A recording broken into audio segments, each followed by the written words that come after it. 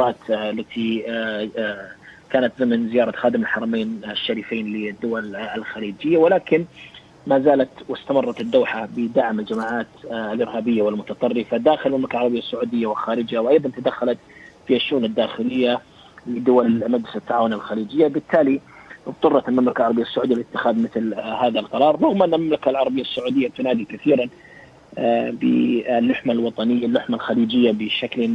واحد، وهذا ما كان واضحا في الاجتماع التنسيقي الذي تم في الرياض الشهر الماضي وقبيل انعقاد القمة الخليجية الأمريكية. كان هناك قمة خليجية عقدت ونصت القرارات والبيانات التي صدرت من هذه القمة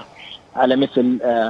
هذا البيان الأوحد الذي دائما يصدر من اجتماعات مجلس التعاون الخليجية في وجوب أن تكون اللحمة الوطنية، وأن يعمل قادة دول مجلس التعاون الخليجية على ذلك. لكن السلطات القطرية ارتأت أن تكون عكس التيار، بالتالي وضحت هذه هي القرارات التي تم اتخاذها من قبل